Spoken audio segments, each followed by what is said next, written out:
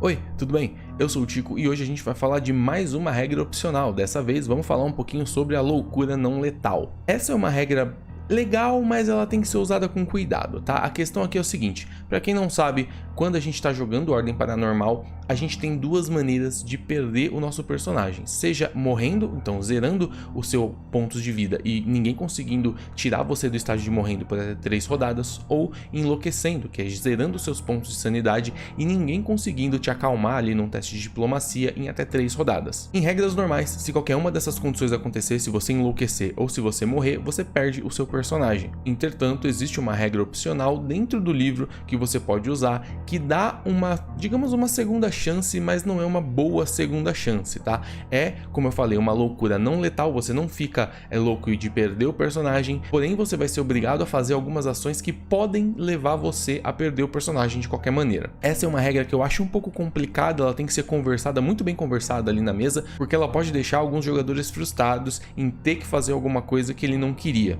Então muitas vezes é melhor tirar o personagem do jogador do que obrigar ele a fazer alguma coisa que ele não quer. Ele vai acabar ficando mais frustrado, mais chateado, então essa regra tem que ser usada com cuidado, beleza? Mas vamos lá, como que funciona essa regra? Então, essa regra entra em ação no momento em que a pessoa entra enlouquecendo, passa aquelas 3 rodadas e ela não consegue ser tirada desse estágio, né? Então ela enlouqueceu definitivamente. Na verdade, se você estiver usando essa regra, ela vai adquirir uma loucura não letal. Nós temos 6 tipos de loucuras diferentes e aí essa loucura ela é geralmente definida pelo mestre. Na verdade, ela pode tanto conter ali traços da cena, dependendo de como esse personagem adquiriu a loucura, ou se você quiser uma coisa mais aleatória, você pode rolar um D6 e ver qual que é o resultado. O primeiro efeito da insanidade, né, dessa loucura não letal, é a culpa é toda sua. Nesse efeito, o personagem que ficou louco vai olhar para um dos companheiros e vai culpar ele por tudo que aconteceu, e vai ficar com um ódio incontrolável, não um ritual ódio incontrolável, vai ficar com um ódio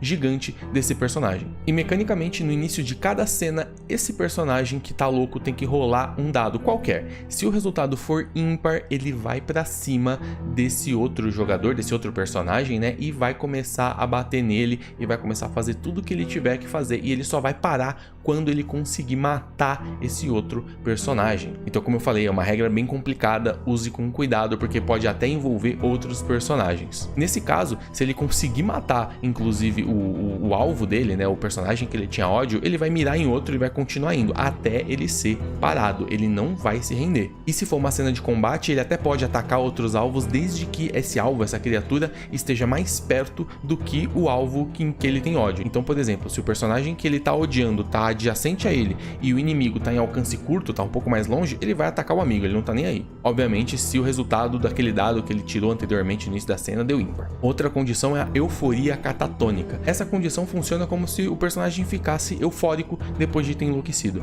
Então, o limite de PE por turno dele dobra, mas ele não consegue mais recuperar pontos de esforço por nenhum motivo.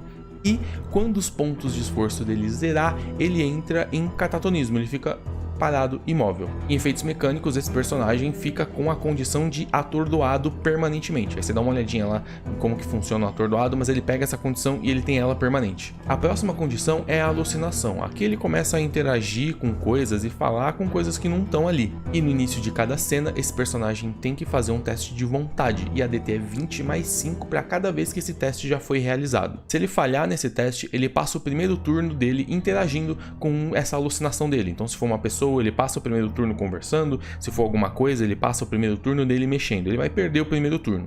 E se ele falhar por 5 ou mais, ele fica dominado por essas alucinações e entra naquele estado de catatonismo irreversível, que é tipo o da condição passada, então ele fica ali estático e não consegue mais se mexer. A próxima condição é a loucura homicida. Nesse aqui você fica um psicopata, você quer simplesmente sair batendo e acertando todo mundo. Com essa condição você recebe mais 2 para ataques corpo a corpo, mas no início de cada cena você tem que rolar um teste de vontade, e a DT dele também é 20 mais 5 para cada vez que você já fez esse teste. E se você falhar, você vai atacar quem você estiver vendo, até se for um aliado. E você só para se você matar todo mundo que você estiver vendo ou se você morrer. E você também não se rende, você não foge, você só vai pra cima e quer matar tudo que você tá enxergando. A próxima condição é a amnésia total. Aqui você esquece literalmente de tudo. Você não lembra onde você tá, você não lembra o que você estava fazendo, você não lembra de ninguém. Em termos de jogo, você perde todos os seus poderes de classe e para cada proficiência e cada perícia que você tiver,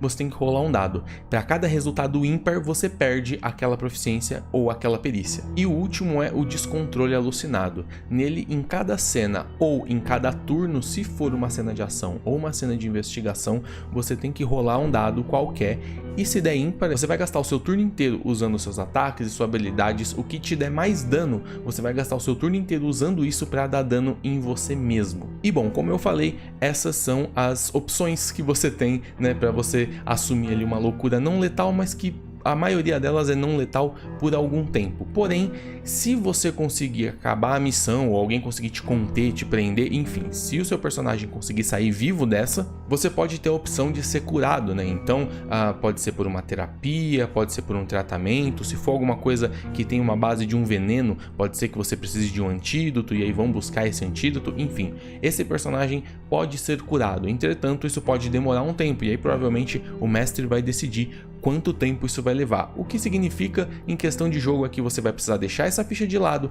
criar uma outra ficha e jogar com outro personagem até conseguir recuperar, ou ficar fora do jogo, enfim. Isso aí é a mesa que vai decidir, o mestre que vai decidir, enfim. Como eu falei, essa é uma regra meio polêmica, ela tem que ser usada com cuidado, porque ela pode acabar causando mais frustração do que só perder o personagem. Mas obviamente eu quero ouvir de vocês, o que vocês têm a dizer sobre essa regra. Então deixa um comentário aqui pra gente começar essa conversa e trocar essa ideia sobre essa regra que eu acho que eu não usaria. E se você gostou do vídeo, não esquece também de deixar aquele like e de se inscrever para não perder os nossos vídeos falando do universo do Ordem, do livro de regras, sinais do outro lado, enfim, a gente tá aqui sempre para trocar essa ideia, tranquilo? Então, muito obrigado e olhos sempre abertos.